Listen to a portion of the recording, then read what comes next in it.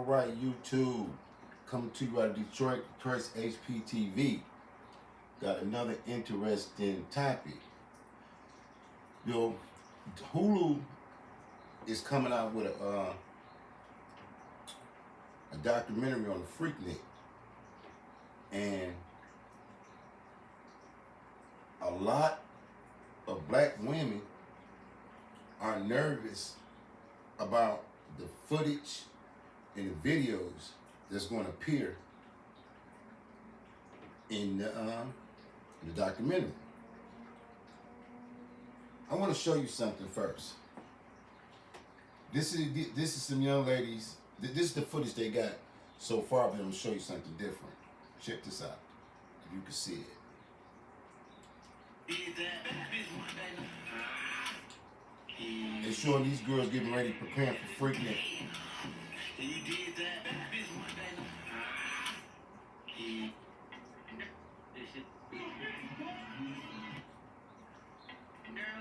Jermaine Dupri is presenting it.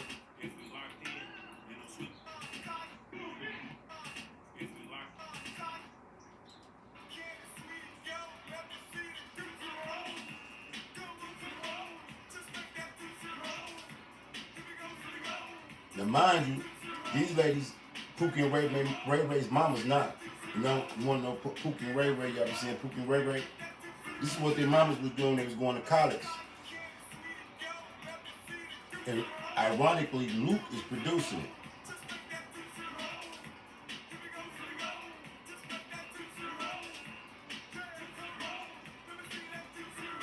They drinking 40s and everything. Juliet, okay. Let's see what one of them actually had to say about it. Enough of that. Enough of that debauchery right there. Let's look at another perspective.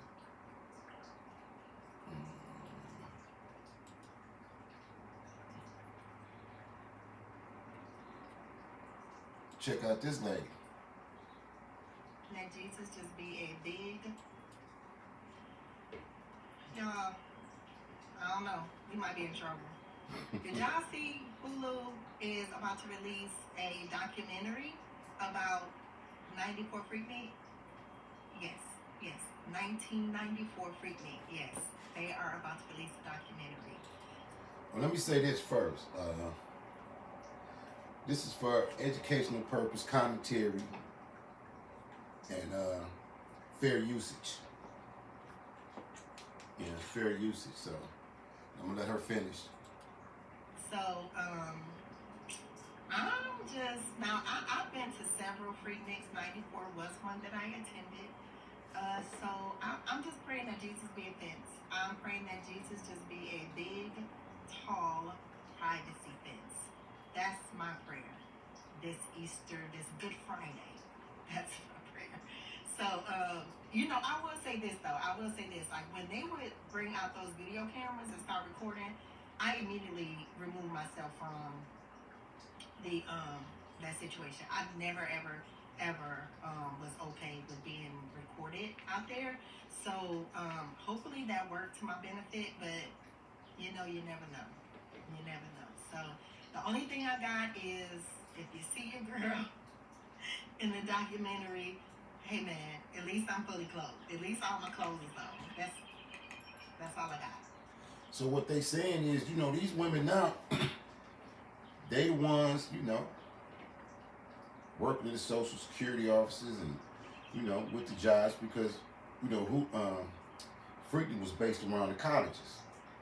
But, I lived in Atlanta back then, so it was very bad behavior. That's why they had to stop it. But she said she worried. I bet you she ain't the only one. But we're gonna get into the reason why they even coming up with a Freaknik documentary. That's the best I got. But yeah, y'all, they about to put our business out in the street. Some of us might be on TV. So get your parental controls together and I don't know, y'all. I don't know. Guys, meet Tina. She's a middle-aged lady who is now in the career of aesthetics. She does skincare therapy, corrective skincare, and she has a page called on TikTok, Lash, Wax, and Glow. But of course, Tina has not always been at this place. Now she's older, she's living her life and enjoying her life and things like that. But of course, in the 90s, as you can see in these pictures, she was young and living the lifestyle that most young people do, especially if she was living in the South. And of course, that meant in Atlanta, the Freaknik. Now, what was the Freaknik? Freaknik, and I was in the 90s when it came out, but I was a little too young to actually go to it by that time. It was an annual spring break festival in Atlanta, and it was primarily attended by people from HBCUs and universities. So it wasn't just people from Clark or Morehouse.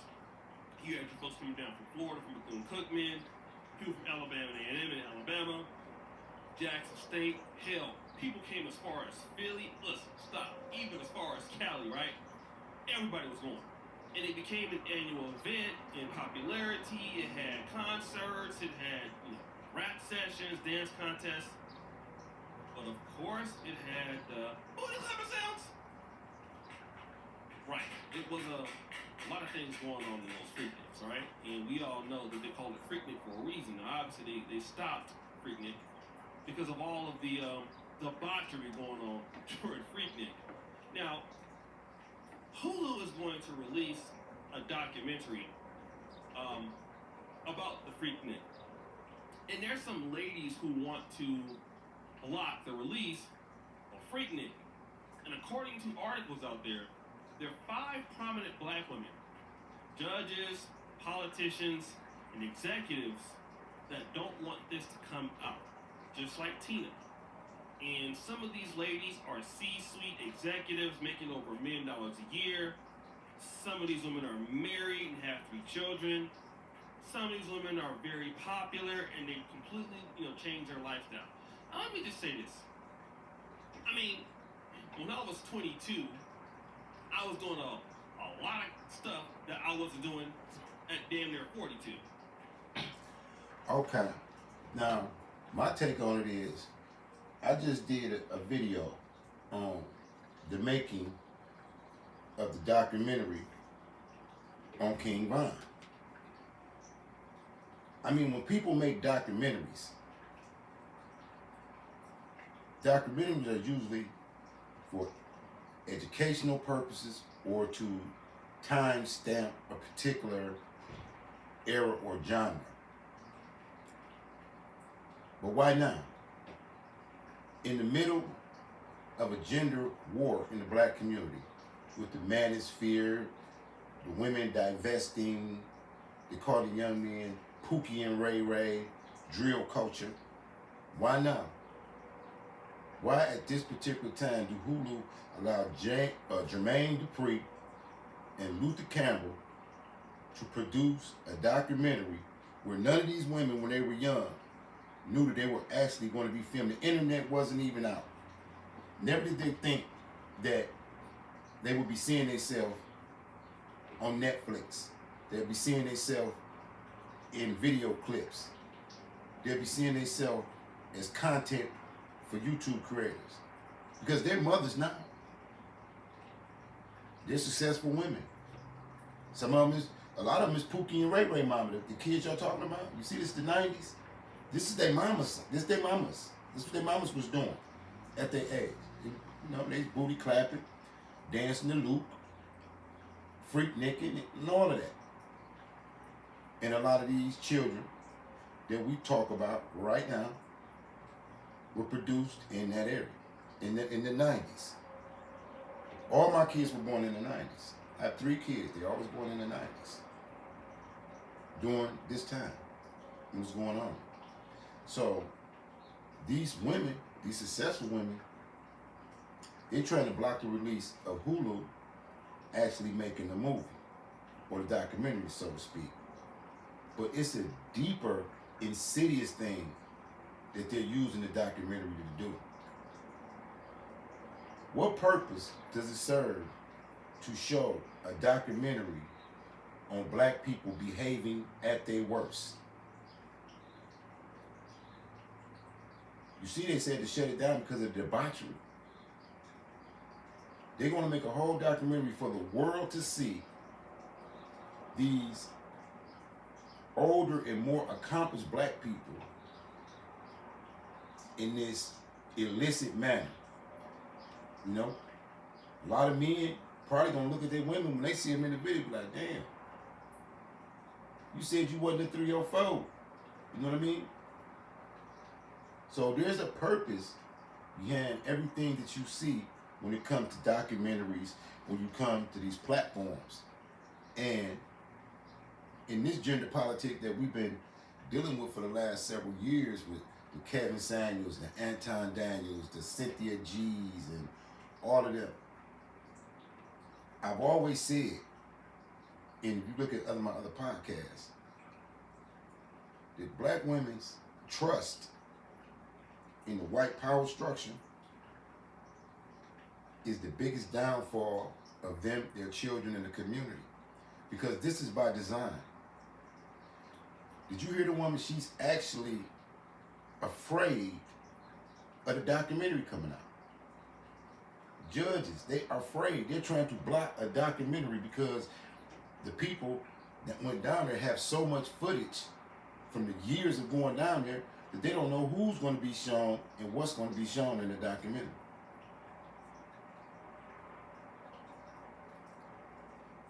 I want you to think, is it entertainment or is it a tool for more division and the more undermining of the morals and values of the black community? Because these women, their children are going to see them. You know what I mean?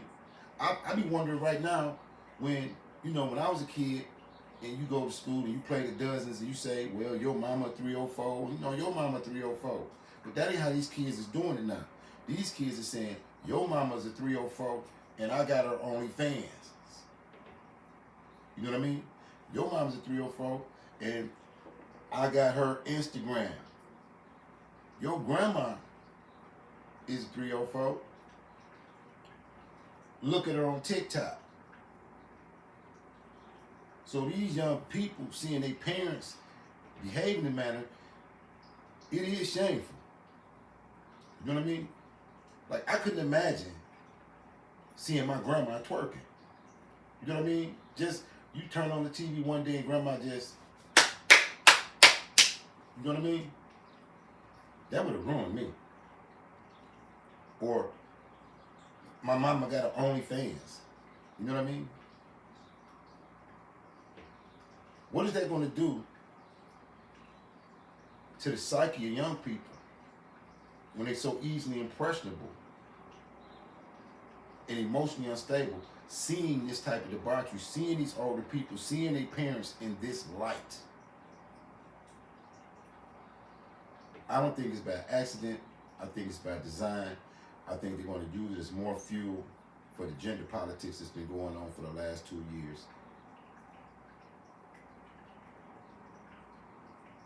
You know, you really got to stay safe out here. And you got to stay dangerous at the same time. Like, share, and subscribe to the video. Tell me what you think in the comments. Because they picked a very good time to start unleashing these documentaries that really show black people as savages in front of the world. Documentaries are seen by the world.